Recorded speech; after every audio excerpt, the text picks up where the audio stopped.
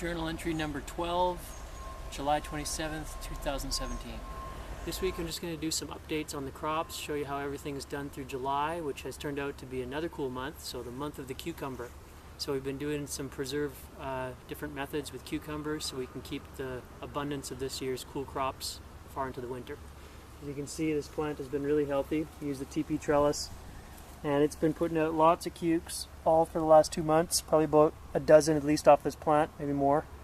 And it's grown right up over the top of the TP trellis, and it'll begin wrapping back down soon. So I'll just make it do a loop and then help it go back up. If I see any powdery mildew appear on the bottom leaves, I just clip them off, and everything's been working out great.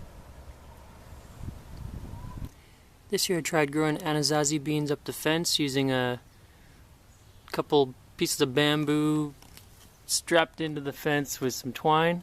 Doing okay so far. Got a bunch setting on the vine now.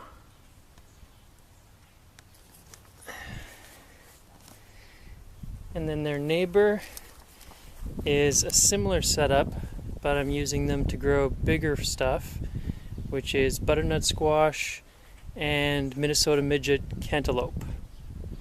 Both have set fruit, and I'm using little pieces of leggings for hammocks and supporting those guys as they start to grow.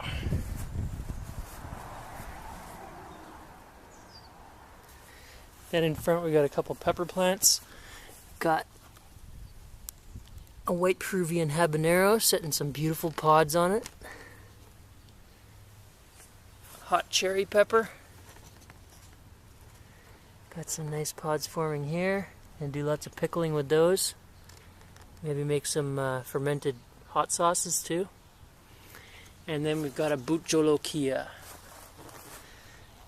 And I learned from growing these over the last couple of years that even though a strain might be called the same name, all seed companies do not create seeds equally. This one we get from a local nursery, and I think they tend to use a lot of synthetic fertilizers on their stuff.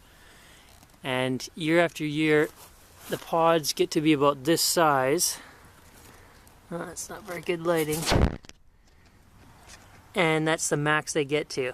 And they still have the excellent ghost flavor and heat, but I found that when I bought from an organic nursery, those seeds are used to taking all the nutrients out of the soil rather than depending on the synthetic fertilizers. So when I plant them and I give them some compost, they just go crazy. And I'll show you the size of those pods when I get over there. Here in the middle of the yard, we got a bunch of potted guys getting all the full sun they can suck up. Sweet hundreds, which I thought were supposed to be smaller, but I guess they're loving the compost. And they're getting to be mega cherry tomatoes. They're doing well. Next door we've got a pepper called a sweet heat. Turns out to be about this size. Shifts into a nice big crimson red. Nice deep crimson red. And tiny bit of heat, about half a jalapeno's heat, but very sweet. So great for salads or mixing into pickles. Here we've got our healthiest white Peruvian habanero plant, prolifically producing pods. I'm really excited for making sauces and aged pepper mixes with this. These guys have a superb flavor. Down next to it, I've got a curry plant. Gonna be drying the flowers this year and making our own curry mixes. Some Italian parsley, thyme, marjoram. I don't know how to pronounce that, but it's great in soups. And nasturtiums. Then here is our organically grown ghost plant. Now we grow everything in our garden organically, but I mean that the seed was sourced from an organic company. And you can see the difference in the pods compared to the other ones. They really take on the full character of the butjolokia pepper, and they're thicker walled, and their heat and flavor is really intense. So we're going to be preserving up lots of these, making lots of sauce. Excited for that. Then we've got a baby grape tomato. Your normal red habaneros, and a medium heat pepper called the crimson red. Next we've got a Minnesota midget cantaloupe on a teepee tower, 4 poles. Doing great so far. Though I have to admit the cantaloupes seem to prefer along the fence with that setup versus the teepee. Perhaps it's the radiant heat they're getting off of the south-facing surface of the fence versus being out in the open. So I got a couple melons forming, got them sitting in their little hammocks. Got a ways to go, but they're coming along nice. Then next door we've got sugar baby watermelon, also on the same teepee system. It's working up the teepee, nice and moderate pace, and we've got a melon just about ready, I think. These are a compact watermelon, they're nice and small, thick skin, so this thing will probably protect it from bugs, but I don't think it would need it. Mainly it's just for support. Next door we got a Mamma Mia Gallo, that's a sweet yellow pepper, Hungarian hybrid. Going along nicely. And then our tomato forest. It's really taken off this year. These are Cherokee purple. Got a lot set on the vine here.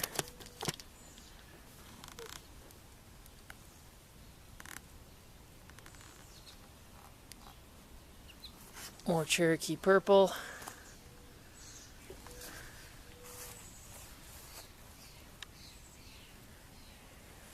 Got some sweet hundreds here.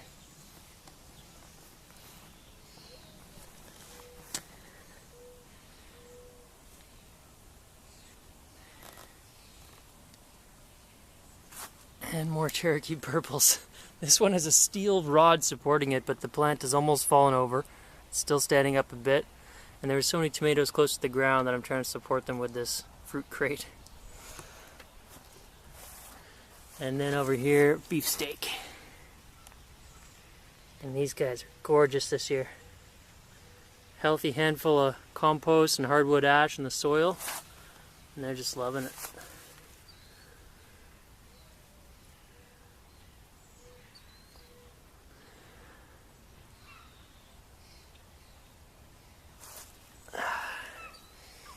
That sweet potato experiment in a pot is doing good, except for the Japanese beetles are massacring the top leaves. But other than that, very healthy looking. Set flowers now. But I found that last year, despite the Japanese beetles doing a butcher job on the leaves up here, the plant can still gather enough energy to put out some big healthy tubers. As long as you've got like a third of the leaves still big and green, which I at least have half of them still, so I'm hopeful. Here's the pepper row. Our Pulbano cousin, the charger, is just set a pod. Bit tied up here. There we go. And lots of little Thai peppers forming. And then these guys that I was thinking were going to be purple Apaches, they reverted back with the seeds that I thought were ghost seeds, are actually turning out red when they get to their last stage. I've harvested a couple already. They're about the same flavor as a jalapeno and a little bit more hot. So I'll be looking forward to making some chipotle-esque sauces with those. Here's our second ghost plant from the local nursery. Peppers are starting to ripen up now. I love the color shifts that they go through. They start off with this kind of glowy orange with patches of green, and then they go to this vibrant, like magma red. You can tell they're hot just by looking at them. The row of kale that I transplanted from this forest here is starting to become the dominant kale and take off, which is good. Gonna make another batch of gundaroo soon. And the broccoli have yet to flower, but they are massive and healthy, so I'm hopeful. Then we got our cucumber growing up a teepee trellis. Doing well. Harvested probably about 6 cucumbers so far. This one's almost reached the top. Made a bunch of pickles, lots of salads. And then here we're trying to grow a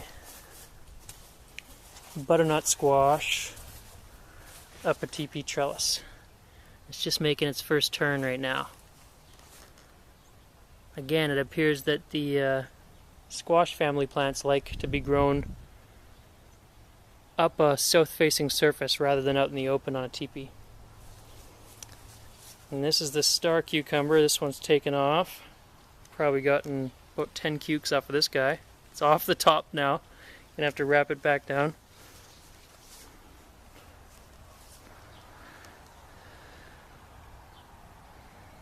And our guardian marigold pot at the end.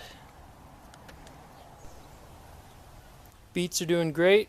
Need a bit of weeding, as you can see, but healthy. Got some fist-sized guys in there, some golf ballers. But they're coming along. I'm letting them mosey along until I got all the ingredients I want to make a huge batch of borscht. Here on the side of the house, we've got Minnesota midget cantaloupe growing up another 4-poled teepee. They seem like they're a bit happier here because they're close to the wall. They can get the radiant heat. This one's got some little tiny melons set, but nothing that needs support yet. The arugula forest is kind of encroaching in on it. I'm going to have to trim that back. And then down here we've got green onions, looking very happy. Or scallions, I guess. And another beet patch.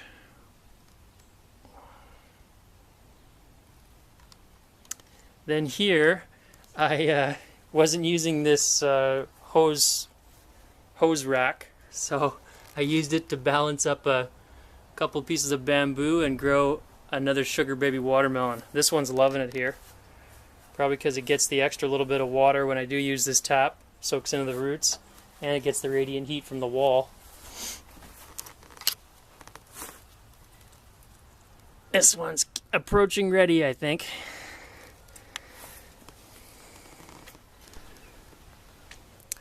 Now here I've got an experiment I did. I had a couple extra ginger shoots that I was getting the green shoots from to start, and I didn't have enough pots or soil to do them, so I chucked them in the ground. And they're on a north-facing fence, so they get morning light like this, and then by about 10 or 11 it's just speckled light through the slits, which is ideal for them. Their foliage really loves this. They're deeper green than the ones in pots over there that get speckled light through a tree, because they don't like the afternoon light, and this situation provides for that well. Now they're not going to get the growing length of season that they want to come to full maturity, so that when fall comes I'll just pop them out of the ground, put them in pots, and let them grow out the rest of it. Okay, so I'll show you a little slideshow of how everything has been coming along through July, and a little brief overview of the 2 different recipes we did for cucumbers, which one was a vinegar-based pickling recipe, bread and butter spears, and then the other one I did also spear-shaped sections of cucumber, and I used lactic acid fermentation or wild fermentation to preserve them.